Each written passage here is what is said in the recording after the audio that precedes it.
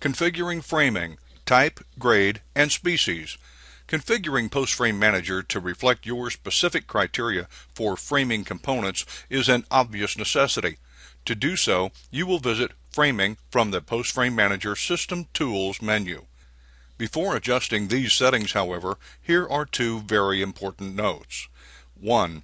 In order for PostFrame Manager to find and therefore correctly calculate the type, grade, and species of lumber you specified, this information must exist in your lumber data file. So the first thing you must do is check the lumber file to ensure the lumber you want specified is indeed listed in your inventory. You will check that on the Product Catalog Editor screen, which is accessed by clicking on Inventory from the Systems Tools menu.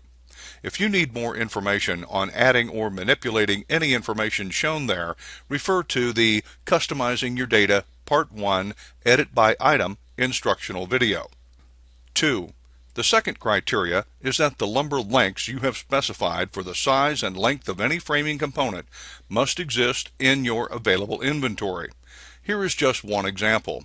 If we look at perimeter walls, skirt and splash, exterior lumber lengths, your chosen splash lengths will be highlighted in blue in the window on the right-hand side of the screen. In this case, we see that 8 through 20-foot lengths are highlighted. PostFrame Manager will therefore select the most efficient lumber lengths from these options to apply splash to the building.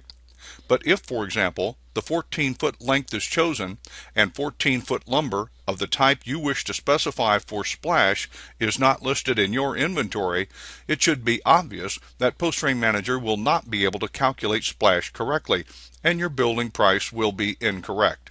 So, you must make sure that the lengths you specify here are available in your inventory.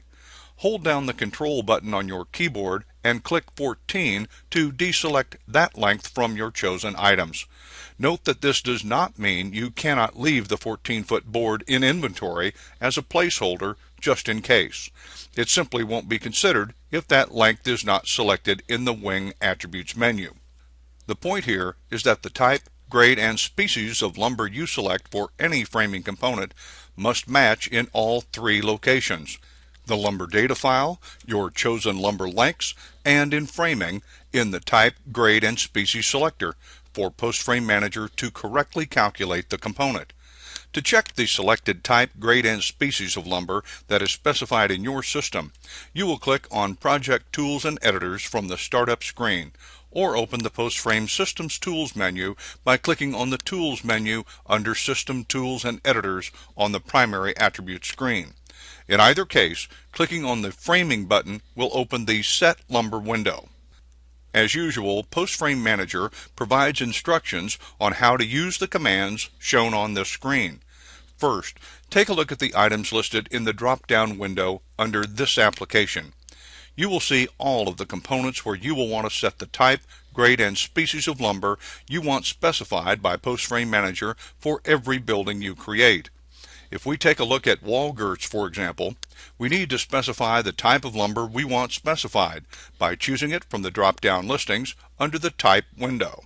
In this case, dimensional untreated. Then we will select the grade of dimensional untreated lumber that we want, whether that is number 1, number 2, or anything else. In this case, we'll select number 2 and better. Finally, we'll select the species of lumber we use from the Species drop-down listings. We'll choose spruce as our preferred material. When you're done making these selections, click the Accept Change button. Note that you must click the Accept Change button each time you make a change to any application position. Follow the same procedure for each of the lumber applications shown from the application drop-down listings. When you have completed the task of ensuring the same specified framing components exist in all three locations, PostFrame Manager will reflect your specific criteria for all framing components and calculate your buildings correctly. Here's an advanced tip. It should be noted that you cannot automatically use more than one type, grade, and species for a given component at a time.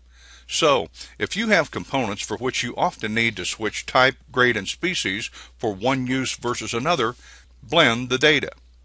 For example, let's look at a specific SKU.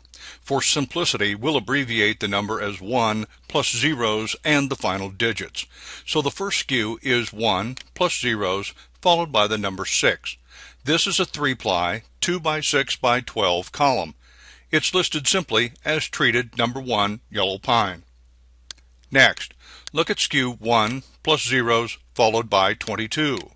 This is a 4-ply 2x6x18 column. It's the same type, grade, and species. Finally, look at SKU 1 plus zeros followed by 111.